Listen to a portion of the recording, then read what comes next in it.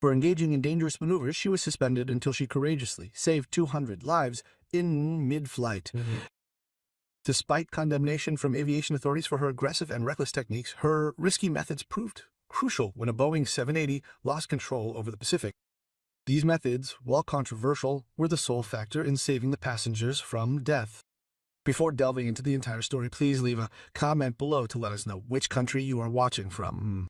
Don't forget to subscribe for more compelling stories. The suspension letter arrived on a gray Tuesday morning. Captain Rachel Covert, as she read the letter, her hands trembled noticeably on the official letterhead of the Federal Aviation Administration. The words brought an end to her career. Upon completing a comprehensive review of multiple incidents that involved unauthorized flight maneuvers, demonstrably excessive risk-taking, and repeatedly violated standard operating procedures, the Federal Aviation Administration hereby announces the suspension of Captain Rachel Covert's pilot license. This suspension will be effective for a period of 24 months. Based on their findings, the regulatory agency has determined that the aggressive flying style exhibited by Captain Covert demonstrates a lack of judgment incompatible with the stringent safety demands of commercial air travel, consequently posing an unacceptable level of risk to the aircraft and its passengers. Even with its straightforward wording, their words failed to conceal the true message, that she was in fact reckless and dangerous. There was a pilot who thought the rules did not apply to her. It had been 8 months since that devastating letter, and Rachel now found herself in seat 17F of Transcontinental Airways Flight 394. She observed the other passengers as they prepared for the lengthy 11-hour journey from San Francisco to Tokyo. The Boeing 7 Adaxogen was state-of-the-art. Featuring state-of-the-art systems, the very embodiment of modern aviation, these aircraft oft operated with full automation, adhering to strict procedures, and minimizing the need for manual intervention in favor of the computer's precise control. Rachel fixed her gaze on the safety card lying in the pocket of her seat, the bitter irony of her current situation weighing heavily on her. Here she was, simply a passenger on a route she had flown countless times before her life fell apart. The events that had so cruelly destroyed her career relentlessly replayed in her mind, a never-ending nightmare from which she couldn't escape. Approximately 14 months prior, while approaching CEAC amidst a strong crosswind, strong enough to necessitate the diversion of 3 other aircraft, she executed a maneuver that the subsequent investigation classified as an aggressive sidelift maneuver. This maneuver, according to the report, surpassed the permissible pitch angle parameters established for passenger flights. Their failure to recognize was that her technique, refined through combat experience flying C-30s under fire in contested areas, enabled her to maintain control. Standard crosswind procedures, however, would have demanded a dangerous go-around as the weather worsened, jeopardizing the flight safety and potentially catastrophic consequences for those on board. After landing safely with all 24 passengers, the flight data recorder's data revealed excessive bank angles surpassing permissible commercial limits. This prompted the Aviation Safety Authority to file a warning for reckless flying within her official file. The second incident had been even worse. At an altitude of 37,000 feet, her Boeing 57 encountered a complete power outage while on a routine flight to Atlanta. All primary flight instruments had gone dead instantly. Under the standard operating procedures, the crew was instructed to immediately switch over to the backup systems and begin the descent process, all while working through the emergency checklists. But Rachel instantly realized that the power outage had impacted the backup systems as well, leaving them reliant only on the rudimentary mechanical instruments with which the majority of contemporary pilots lacked any training whatsoever. Over the 8 crucial minutes before the power returned even partially, she piloted the aircraft manually, applying the skills gained during her military service. Her keen attention to detail allowed her to rely on subtle cues, engine noise, vibrations from the fuselage, and her honed instincts to maintain control and successfully diagnose and address the underlying problem. Through skills that were not taught in civilian training programs, she was able to save everyone on board. But the investigation centered on what they described as an unauthorized deviation from the established emergency procedures and the subsequent failure to promptly report the emergency. The fact that prompting an emergency call would have triggered instructions from air traffic controllers that she would not have been able to follow without radio communication was irrelevant to these regulators, who were more concerned with safety and adherence to procedures than actual results. But the last incident ultimately resulted in her suspension from flying, with aviation safety authorities using it to substantiate their claim that Rakel Kovacs posed an unacceptable threat to the safety of commercial flights. In a catastrophic incident 6 months after the power outage, her Boeing 76 experienced a complete failure of its hydraulic system during the approach to Denver. With all the aircraft's hydraulic systems failing simultaneously, she found herself with no flight controls other than the engine thrust. She had 12 minutes to figure out how to land a 200-ton aircraft that was no longer responding to normal control commands before its fuel supply ran out and it became a falling log igen. Under a total hydraulic system failure, the standard protocol dictated that pilots should endeavor to maintain level flight. Concurrent efforts focused on achieving a survivable result with the acceptance that a controlled landing might well prove impossible. Rachel had done something the likes of which had never been seen in commercial aviation.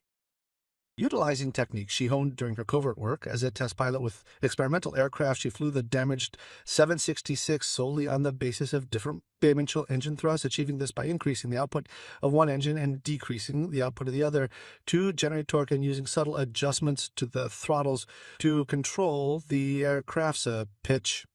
So she was essentially reinventing flight controls in flight.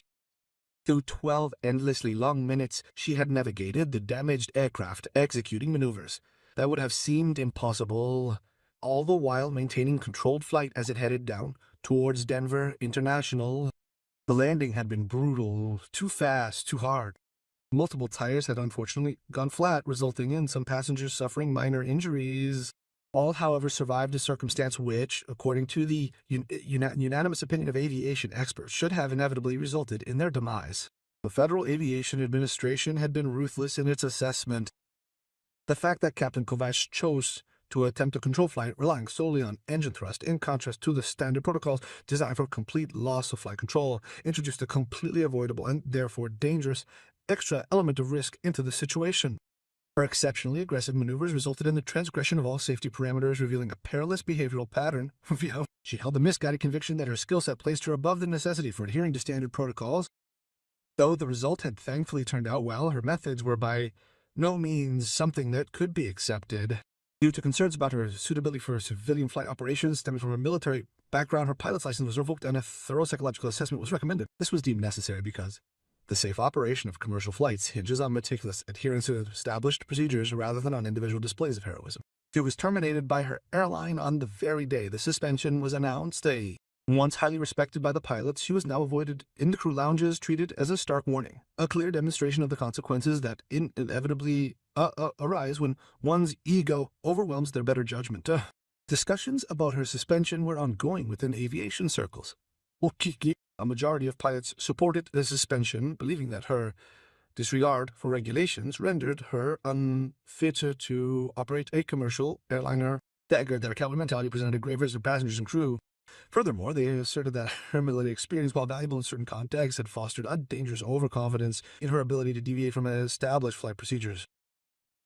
There were only a small number of voices supporting her, most of them former military pilots, who recognized that certain circumstances demand abilities that go beyond the scope of civilian training.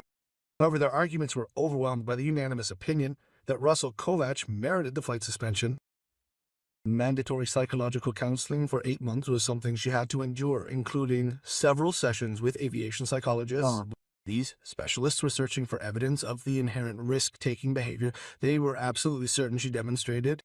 Facing financial hardship due to her suspension, she had accepted temporary jobs, which only provided a fraction of her income. As a captain, she helplessly watched her savings dwindle, steadily decreasing as the legal fees for her attempts to appeal the suspension continued to climb. Throughout, she had maintained her dignity, never publicly defending her techniques or explaining that her high-risk flying was based on 15 years of military aviation experience, including combat missions, experimental test flights, and tactical situations where conventional procedures would have meant death.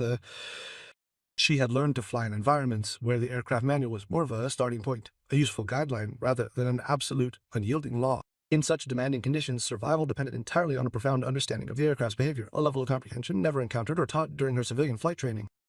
It was a foregone conclusion. She would be a passenger in economy class on the SIS-E flight to Tokyo. There, a cargo airline, desperate for qualified pilots, was willing to interview a female pilot who possessed the necessary flying skills. Passengers were settling in around her into the routine that comes with a long international flight. Parents tried to entertain their children. Business travelers opened their laptops. Tourists were already asleep preparing for the time difference.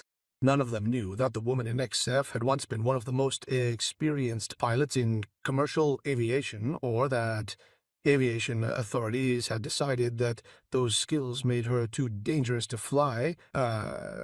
Flight 394 rolled back from the gate at 10:04 p.m. Pacific Time.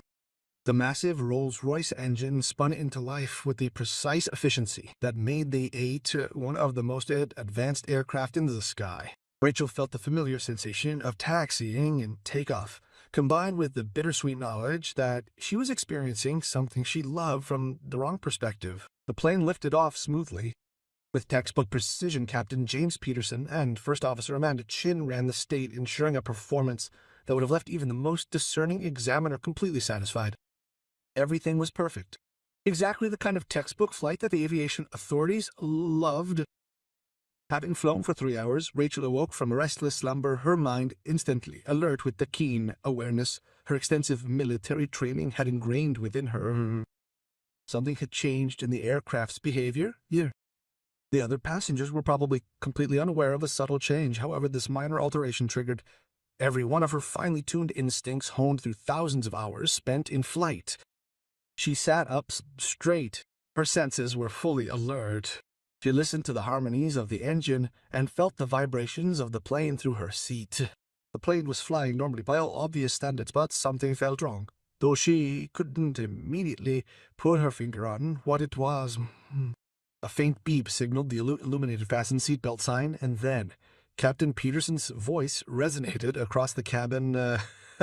His tone was one of practiced composure, the kind commercial pilots cultivate to prevent passenger anxieties. Ladies and gentlemen, we are encountering weather conditions that may cause turbulence. Now, please make your way back to your seats and ensure your seat belts are securely fastened before we proceed. It was the sort of routine announcement passengers frequently heard on nearly every flight, but Rachel noticed the subtle tension barely perceptible in Peterson's voice. It suggested something more than simply the expected minor turbulence. As she gazed from the window into the oppressive darkness, she witnessed something that immediately chilled her blood, leaving her trembling. Sharp streaks of lightning flashed across the towering clouds, which rose significantly above their normal cruising altitude of 39,000 feet, revealing the massive thunderstorm cells unexpectedly present in that area. The weather forecast would have indicated that these storms would have allowed pilots to fly around them. In the Pacific Ocean, the weather could evolve with terrifying rapidity, and occasionally the safest course lay in navigating between these atmospheric cells rather than attempting to circle around weather systems that span hundreds of miles. Entering the first cell, Flight 325 immediately experienced turbulence that was noticeably more severe and unexpectedly intense than Rachel anticipated based on Peterson's announcement. Surrounding them, the passengers gasped for air, their hands clutching the armrest tightly as the 780 suddenly plunged into a violent downdraft, a descent that felt as if an elevator cable had snapped. As forcefully as the plane had descended, it then ascended again. The G-forces held Rachel firmly against her seat before she was violently thrown against her seatbelt. Oh, this wasn't normal turbulence. This was a case of convective activity posing a significant risk. An aircraft could be torn apart if exposed to it for an extended period.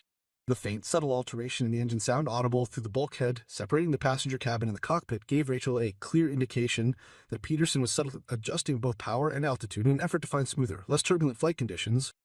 But the turbulence only got worse. The airplane was subjected to continuous jolting and shaking, resulting in the overhead baggage compartments opening and sending luggage flying haphazardly down the aisles.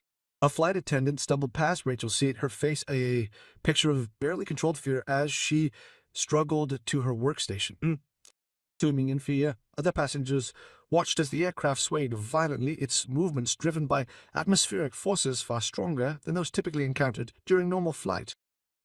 Without warning, all the lights in the plane went out. Not just the cabin lights, but everything. The reading lights, the galley equipment displays, the emergency exit signs. For 3 long, eternity-long seconds, Flight 39 was completely dark, save for the flashes of lightning illuminating terrified faces. And then the emergency lights switched on, plunging the cabin into a sinister red light which clearly signaled a serious electrical system failure. Rachel's trained brain immediately realized what had happened. Struck by a bolt of lightning, they found their electrical system completely disabled. They were now flying solely on emergency power, a power source which could very well prove insufficient for a prolonged period. The PA system crackled, and Peterson's voice sounded slightly panicked, which he couldn't quite hide. Flight attendants, prepare for an emergency landing. Dear passengers, please remain seated and follow all instructions given by the crew. We are experiencing technical difficulties and will divert to the nearest suitable airport. However, Rachel was aware that they were a considerable distance from any suitable airport. Located over the North Pacific, at least 1,500 miles from the nearest land, they were flying through storms that would make an emergency landing incredibly hazardous. She could feel the plane beginning to descend. Acting upon their extensive training, the pilots promptly reduced their altitude to a safe level, one from which they could make an emergency landing on water if system failures persisted. But something was wrong with the descent. The angle of bank was excessive.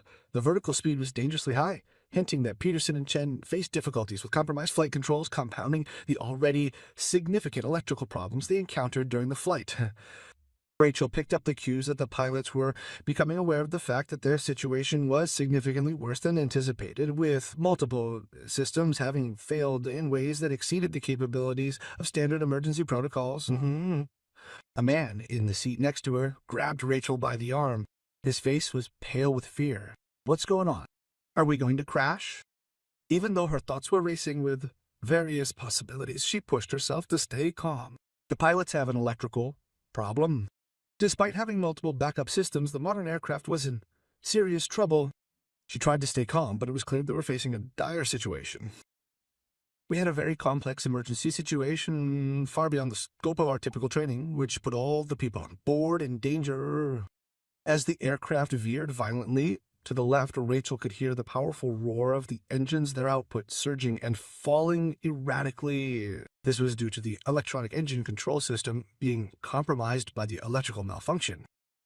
The descent through 10,000 feet was marked by progressively worsening weather conditions, resulting in the failure of electrical systems, unstable engines, and flight controls that failed to respond correctly.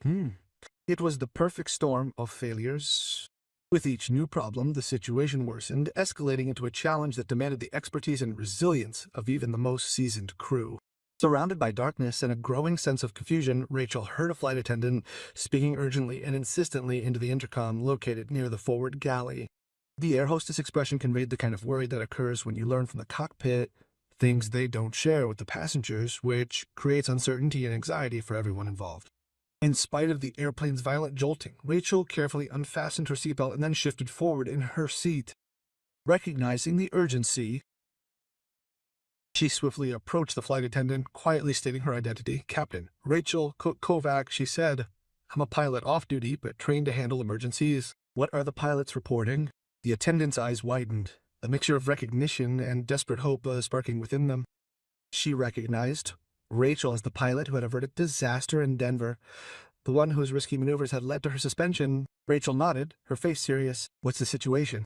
The flight attendant whispered, her voice almost lost in the roar of the aircraft. Multiple electrical failures, she continued, her voice barely audible. Both hydraulic systems are experiencing a significant loss of pressure. The engines are operating erratically, and the captain reports that the flight controls feel unreliable, as though they aren't responding to his inputs as they should. They are striving to reach an altitude that would be safe enough for an emergency ditching if necessary, but the relentless weather conditions are making it extremely challenging to maintain control of the aircraft. Rachel sensed the cold grip of ice settling deeply within her stomach as she read the devastating she was dealing with a combination of failures. When the lightning hit, the electrical systems took a hit. This affected the fly-by-wire flight controls, which in turn had a negative impact on the hydraulic system's own. The result was that they were experiencing engine trouble stemming from the electrical damage. It was a chain reaction of failures that would overwhelm standard emergency procedures. Exactly the type of situation in which conventional training simply wasn't enough, and skills that extended well beyond the typical operational parameters became the decisive factor, the difference between successful survival and complete catastrophic ruin. The decision she made carried the potential to save everyone, or alternatively, to land her in serious trouble for violating the terms of her suspension. Tell the captain that Rachel Kovac is on board. Please inform him that I've previously dealt with similar complex emergency situations and am available to help if you require assistance. After studying her intently for a few seconds, the flight attendant proceeded to activate the intercom and broadcast the message. Following 30 seconds, the cockpit door opened, revealing the first officer, Chin. On her face were visible the exhaustion and fear of someone engaged in a struggle from which there seemed no escape. Captain Kovac. Captain Peterson says they are to come here immediately. We have no options. Rachel pushed her way into the cockpit and immediately understood why Peterson had called her despite their grounding. Every multifunction display was flashing a barrage of yellow and red warnings. The state-of-the-art cockpit had transformed into a Christmas tree of system errors. Peterson's hands clenched tightly around the steering wheel showed white knuckles as he desperately tried to retain control over the aircraft, which bucked and rolled violently like a wounded creature. Dan ticked off each item on the emergency checklist with the frantic, desperate speed of someone who understood that their time and available options were rapidly dwindling. In a sharp gasp, Captain Kovac Peterson strained for air yet remained intently focused on the instruments. I know they are grounded. I know they have been suspended for aggressive flying, but we are in a dead end here. A lightning strike has knocked out the primary electrical system. We have lost both hydraulic systems. The engines are oscillating, and the flight controls feel like they are completely shutting down. Resolve it. There are 200 people on board, and perhaps only 10 minutes remaining before this plane disintegrates or crashes from the sky. Whatever methods they have disabled, I require them immediately. As Rachel sank into the observer seat, she swiftly surveyed the instruments, her gaze intense and focused, reflecting years of training in the rapid assessment and processing of highly complex emergency situations. The situation was even worse than she had feared. The flight-by-wire system, responsible for translating the pilot's control inputs into corresponding flight control movements, was so severely compromised that it became essentially unusable. This left them reliant on backup mechanical systems which were never intended to handle the full extent of control necessary under these challenging circumstances. Omens. As pressure in both hydraulic systems plummeted to practically zero, the likelihood of completely unresponsive flight control surfaces loomed ominously close.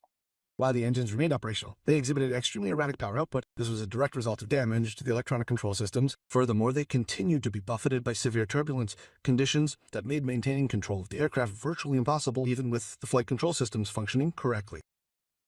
How long will it take until the hydraulics fail completely? Rachel's voice sliced through the chaos crystal clear. How much time do we have?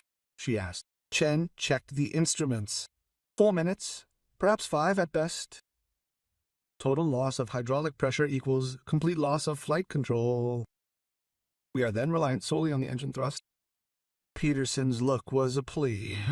You flew a plane like that before, right? Just on the engine. Could you do it again? Rachel instantly began to mentally run through the complex calculations and intricate maneuvers needed.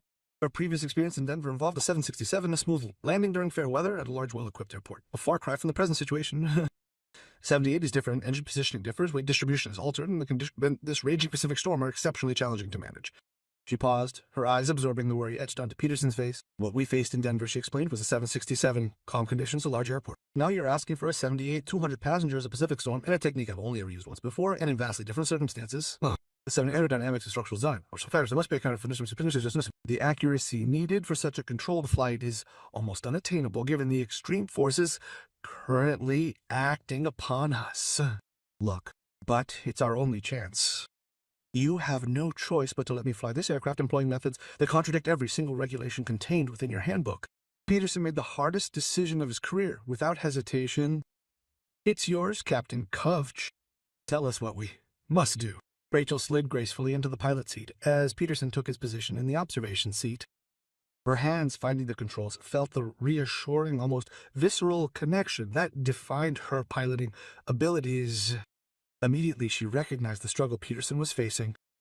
The controls felt strangely loose, unresponsive, conveying the unnerving feeling of piloting a craft that was defying control. They plummeted down through 28,000 feet, immersed in turbulence so severe it threw them violently against their restraints, forces that strained the aircraft beyond its intended operational limits.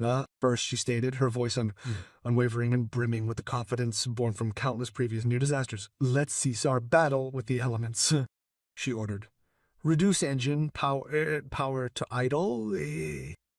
Okay, I understand. That sounds completely crazy, but we must reduce our speed and allow the airplane to find its own balance rather than attempting to force it through the turbulent air. Jen's hands moved toward the throttles. After that, she hesitated, idling under these circumstances. "We're going to rapidly lose altitude, and if we enter a spin..." Rachel interrupted her. "At this airspeed, continued struggling will only mean tearing the wings off. Have faith in me." Peterson nodded at Chen, and she pulled all 4 throttles to idle. Immediately, the airplane slowed its descent, and in tandem the severe jerks abated and turned smoother as they stopped their forceful struggle against the harsh storm. Rachel could feel the aircraft's behavior changing. The aerodynamic forces eventually established a new equilibrium, although this equilibrium was unstable but ultimately manageable. They were descending at 2 feet per minute, but the turbulence was decreasing as they dropped below the peak of convective activity. Continuing, Rachel Ford announced, "We're now going to employ a technique that's entirely absent from any standard civilian manual." Her fingers made subtle, nearly imperceptible inputs on the keyboard, something Peterson and Chen found entirely unfamiliar. "Our strategy for piloting this aircraft involves utilizing thrust vectoring and precisely controlling engine power to generate the necessary steering forces. To execute a left turn, for example, we'll increase the power output from the right-hand engines and decrease that of the left-hand engines. A climb, conversely, will be achieved by increasing the power from the wing thrusters. This approach mirrors the piloting of a helicopter. Every control input, in essence, is an adjustment to the engine's power output. The crucial element is a smooth and anticipatory control style. We don't command the aircraft. Rather, we suggest the desired trajectory, allowing the principles of physics to take over and perform the necessary work." To illustrate this point, she demonstrated by subtly increasing the power output of engines 3 and 4, while concurrently decreasing the power output of engines 1 and 2. The aircraft commenced a smooth, deliberate left turn, responding to the altered thrust distribution with the stately, almost ponderous grace of a large vessel changing course. Peterson watched, captivated and somewhat apprehensive, as Rachel expertly navigated the malfunctioning aircraft solely using engine power, generating steering torques that defied all expectations and seemed utterly impossible to achieve under the circumstances. "How did you learn to do that?" he asked breathlessly. "As a military test pilot," Rachel replied curtly. "During my career, I flew aircraft specifically designed to fail. This was an essential part of understanding their behavior close to their performance limits. You learn that every airplane wants to fly. You merely have to locate the most effective means of encouraging it to do so." The hydraulic failure warning sounded as the last of the pressure was released from both systems, and now they were truly flying without conventional controls. The rudder in front of Rachel was completely slack, connected to flight control surfaces that couldn't move without hydraulic pressure. Incredibly, she managed the flight of a 200-ton aircraft using only its 4 engines. To maintain controlled flight, she employed a technique that was largely unknown to other pilots and considered by aviation authorities to be too hazardous for commercial use. "We're below 15,000 feet, Chin reported, his voice shaking slightly. "The weather's improving as we descend, but we're still in clouds and have no radar due to electrical damage. We're flying blind." Nodding her head, Rachel made continual small adjustments to the throttle levers with her hands. "Captain Peterson, I need you on the radio. Try to reach a station and report an emergency. We need to know where the nearest suitable body of water is for a ditching, because that's where we're headed. This plane won't make it to land." The very word ditching sent a cold shiver down the spines of everyone in the cockpit. A commercial airliner ditching in the vast expanse of the Pacific. At night and in rough seas, it was one of the most dangerous maneuvers in aviation, with historically dismal survival rates. But Rachel was already calculating the best course of action, going through the techniques she'd practiced in the simulator, but had never used in real life. Success in the emergency ditching depended entirely on achieving precise control of both the descent rate and the landing position. Just the sort of pinpoint precision that was nearly impossible to achieve when flying on pure engine thrust alone. With careful operation of the radio, Peterson ultimately secured contact with a military frequency, establishing communication with a naval vessel tasked with monitoring the area. The Coast Guard was coordinating search and rescue efforts. Peterson reported after a few minutes of rapid communication. The closest Navy vessel is the USS Michael Murphy. She's situated about 200 miles southwest of our current position. The craft is approaching us at full speed, but it will take several hours before it arrives at the precise coordinates designated for the emergency landing in the water. Their question is, can we maintain controlled flight until daylight arrives? Rachel checked the fuel level. She did a quick mental calculation. At our current rate, we have approximately 90 minutes of fuel remaining. There are 5 hours until dawn. We will land in darkness. With the weight of 200 lives pressing down on her shoulders, she knew that every decision she made during the crucial hour ahead would have the ultimate consequences, determining the difference between life and death for all of them. Thus, she became a pilot, and not for the routine intercity flights, but for moments like this, where just her skill and courage stood between the passengers and a disaster. Rachel declared, "We're going to use every available second of the remaining time to bring this aircraft to the best possible state of readiness for a safe emergency landing on the water." Her voice carried the reassuring, calm, and unwavering self-belief that is crucial during such a crisis. "First Officer Chen, I need you to work closely with the cabin crew to fully prepare all the passengers for a potential landing in water. Don life vests ensure all emergency exits are unobstructed, and every passenger in a secure position before the final approach starts. Captain Peterson, I will need your assistance in flying this airplane. I will maintain control of the throttle levers, but you need to keep a close watch on altitude, airspeed, and the aircraft's attitude. Let me know of any deviations. I just don't have the time to check the instruments myself. I need to feel this plane." Reaching an altitude of 10,000 feet, they dropped below the clouds to discover a scene from a nightmare, a ferocious seascape dominated by towering, crashing waves and torrential rain. The sky blazed intermittently with flashes of lightning. The Pacific Ocean, in a state of wild fury that night, bore the full brunt of the devastating storm that had also caused significant damage to their aircraft. The force of nature was overwhelming. Rachel assessed the conditions and felt her stomach tighten. Ditching in these waters would be like landing in a moving parking lot with waves that could tear the plane apart if they hit the wrong spot. "We need to find calm. We have to find some calmer water," she said, her eyes sinking.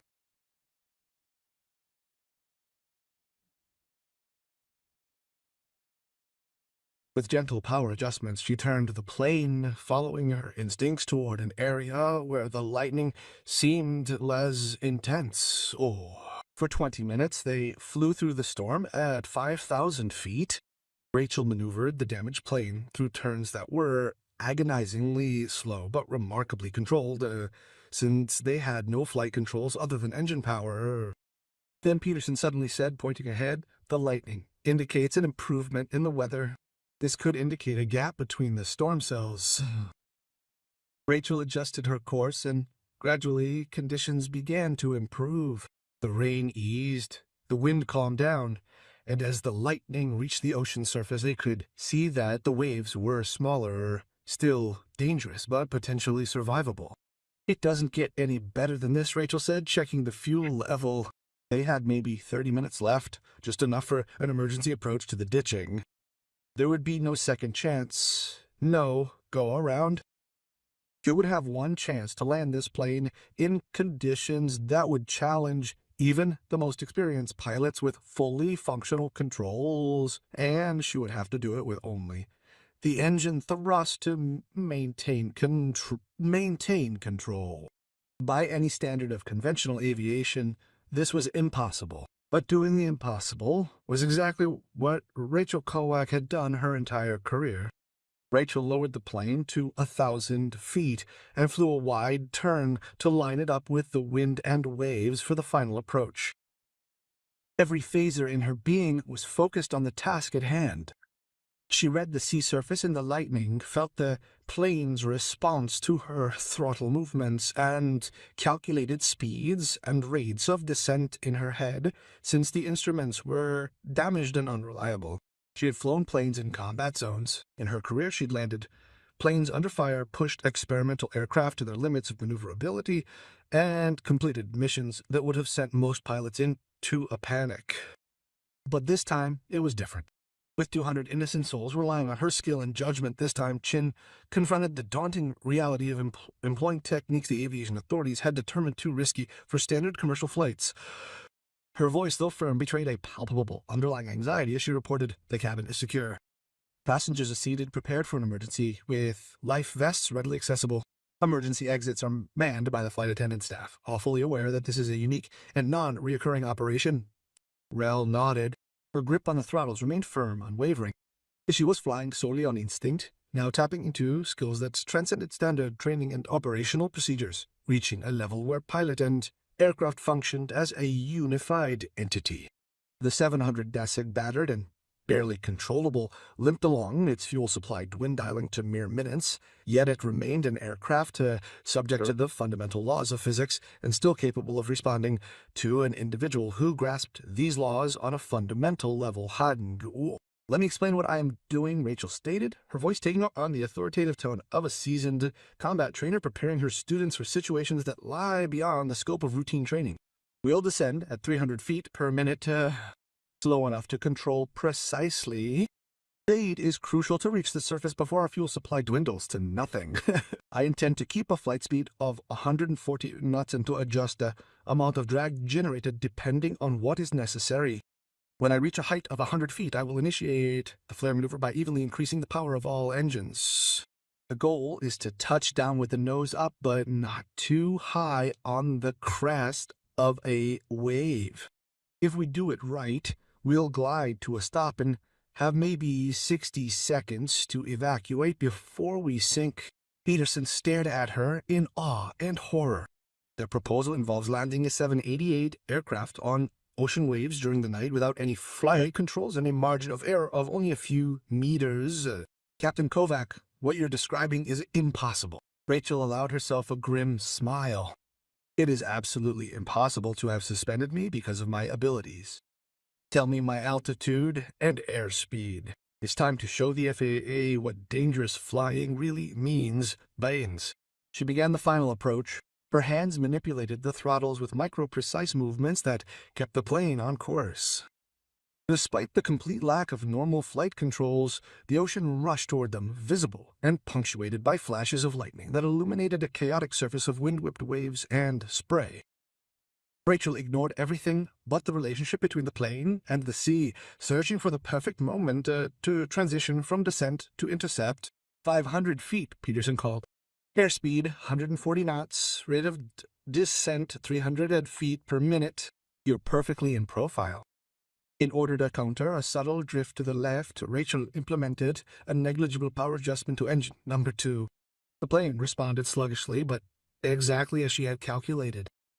Everything about her world had been centered on the throttles, the vast expanse of the sea, and the meticulously careful coordination needed to unite them successfully. 300 feet. Airspeed 138. You're drifting slightly to the right. Rachel gave engine 3 a little more power. She could feel the plane responding. Now she carefully monitored the wind's influence on her flight path, making continuous small adjustments to precisely synchronize with the ever-changing wave patterns.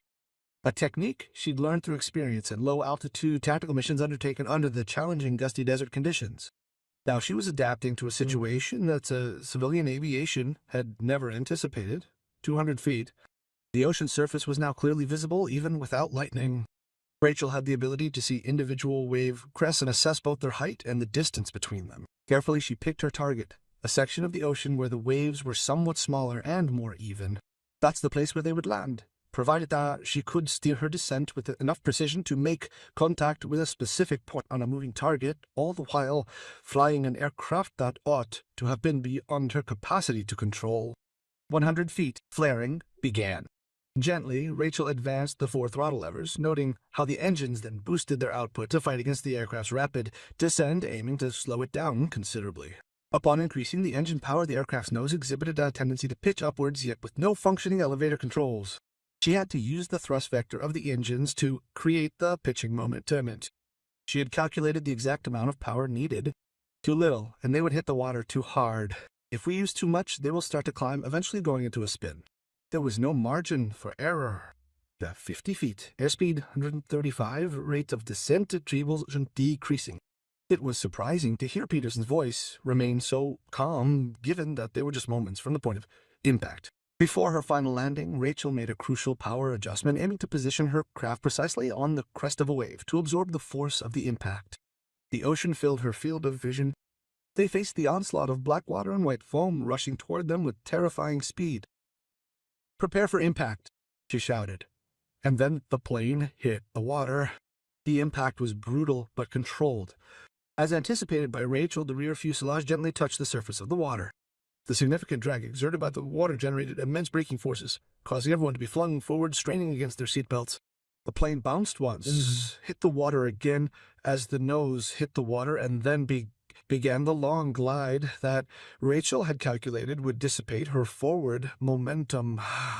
Her hands remained on the throttle levers, ready to instantly provide additional power as needed to prevent the bow of the vessel from submerging under the water's surface.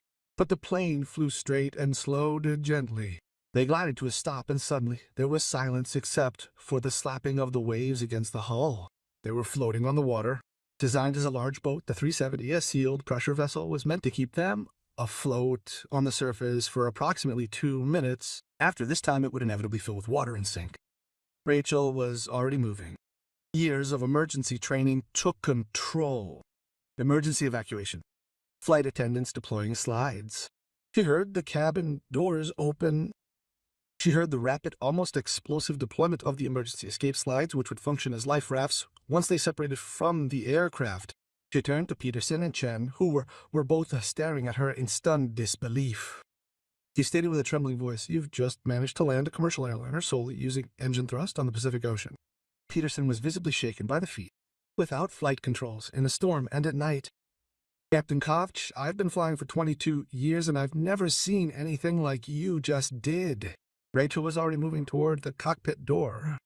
"Please refrain from any congratulations until everyone has successfully exited the aircraft. We have approximately 90 seconds remaining until it submerges."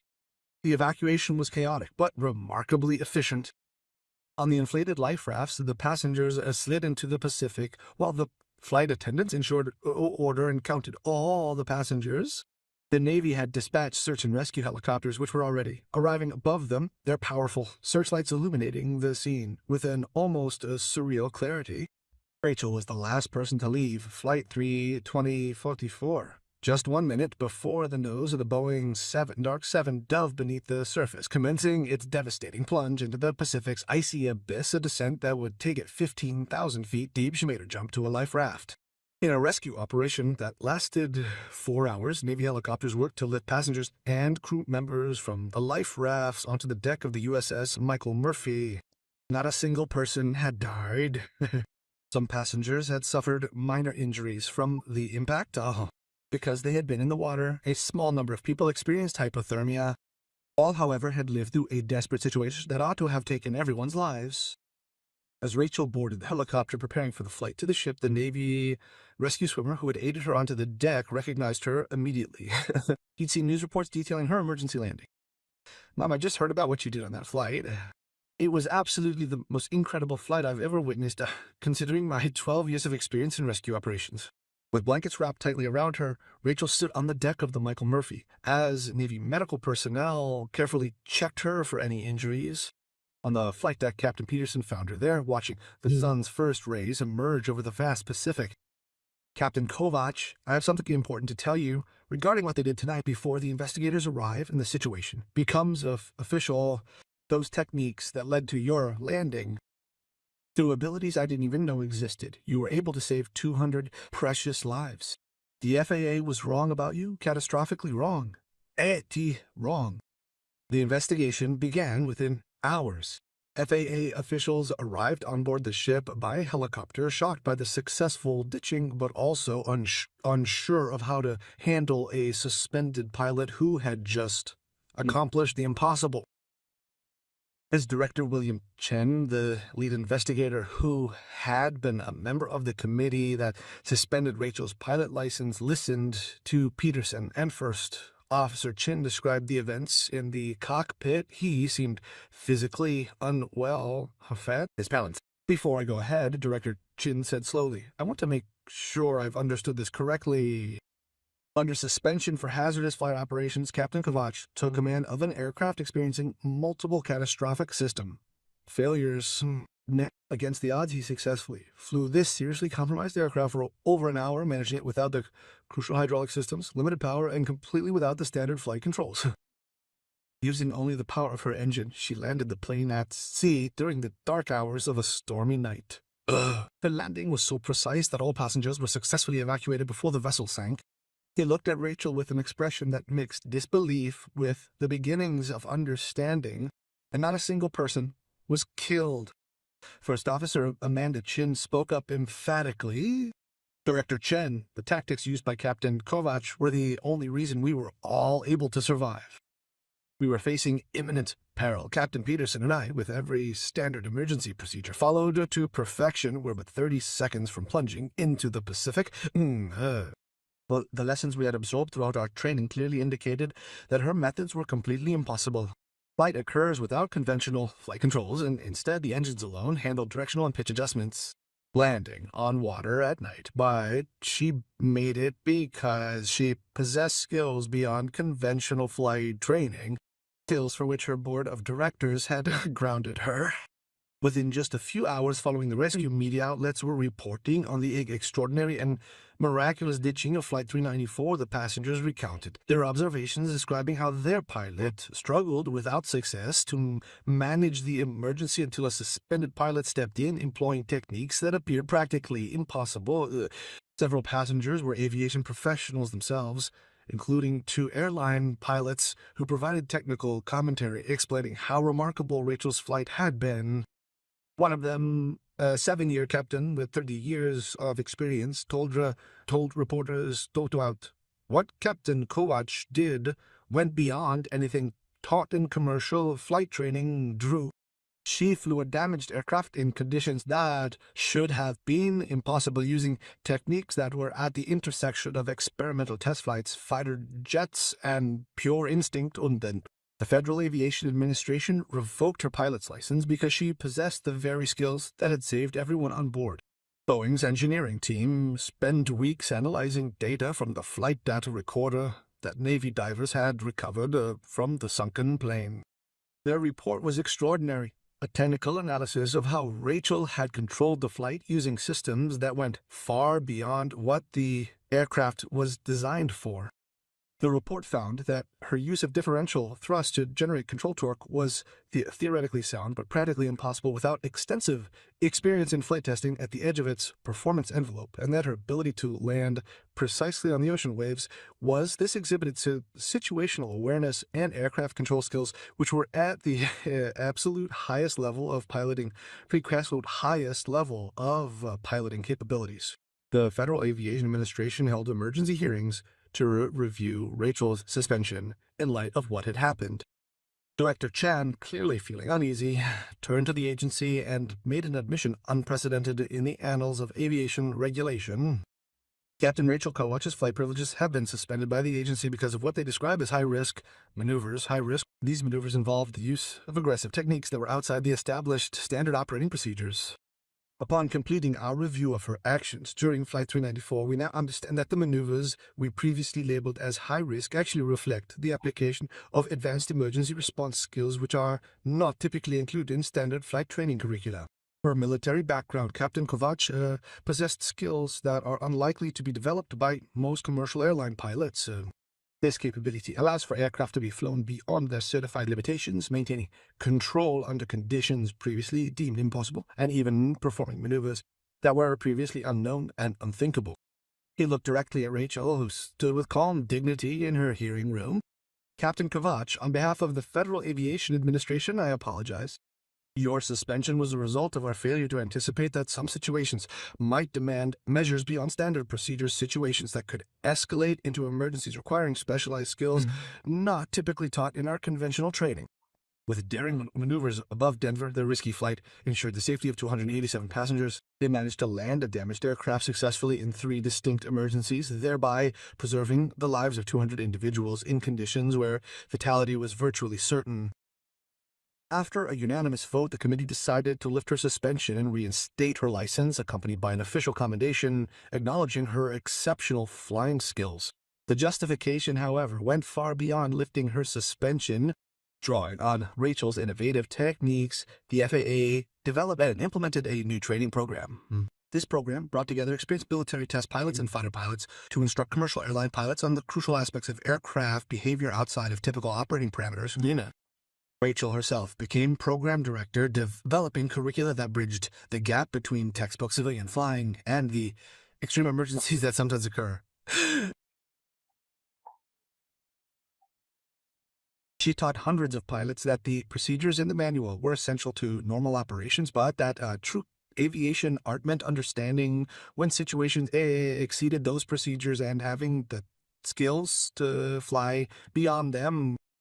Her airline not only rehired her, but promoted her to chief pilot for training, responsible for developing the next generation of pilots who would understand that safety came not from blindly following checklists, but from a deep understanding of the capabilities of aircraft.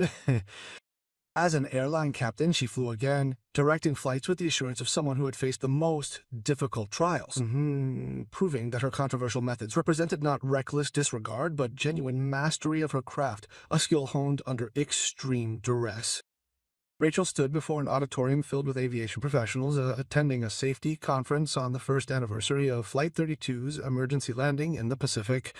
She then recounted the events of that fateful night. She outlined the cascade of failures, the seemingly impossible conditions, and the essential techniques that had ensured everyone's survival. But most importantly, she spoke concerning the underlying misconception that had brought about her flight suspension, the conviction that the adherence to protocols was synonymous with safety, that abilities that went beyond the standard training were rather risky than indispensable. "You have suspended my flying license for what you consider risky flying," Rachel stated, her voice reverberating throughout the silent hall. They stated, "You're a danger. You take unnecessary risks and demonstrate poor judgment." However, what they labeled as risky flying was in fact the result of highly advanced piloting skills developed through years of military experience in conditions utterly unimaginable within the realm of civilian aviation. During the catastrophic multiple system failures of Flight 39 across the vast expanse of the Pacific Ocean, my risky maneuvers, the aggressive recovery from the slipstream, the unauthorized use of thrust vectoring, and the continuation of controlled flight with extreme input commands were the sole factors preventing the death of 200 passengers. These actions were not, in reality, indicative of poor judgment. Rather, they served as clear demonstrations of abilities far surpassing the limitations of conventional training. She paused, her gaze sweeping across the assembled faces, including the many officials who had, with such swift decisiveness, revoked her license to fly. It shouldn't be inferred from this that procedures are insignificant. They are very important. For sound reasons, standard procedures are in place, saving countless lives each day. But the lesson is that we need to recognize when situations moving beyond standard procedures, when aircraft operate outside their certified limits, particularly when traditional training proves insufficient. We need pilots who understand aircraft behavior at a fundamental level, who have experience in boundary conditions, and who have skills that go beyond a checklist. This isn't reckless flying, it's true aviation artistry, especially when things go wrong. The standing ovation lasted 5 minutes. The agreement among pilots and aviation regulators was unanimous. Rachel Kowak had significantly reshaped the industry's understanding of essential emergency response measures. Due to her possessing skills which the regulatory authorities did not understand, she was banned from flying. She was further suspended because her techniques exceeded the established operational parameters, and finally, she was convicted of possessing skills not taught during civilian training. Through her demonstration of irrefutable results, she had definitively established that what they characterized as risky flying was in reality a level of expertise that proved indispensable when confronting seemingly impossible scenarios. Furthermore, she had shown that the true peril within the aviation industry stemmed not from pilots capable of exceeding standard operational constraints, but rather from a regulatory system incapable of recognizing the pivotal role these exceptional skills often played between survival and catastrophe.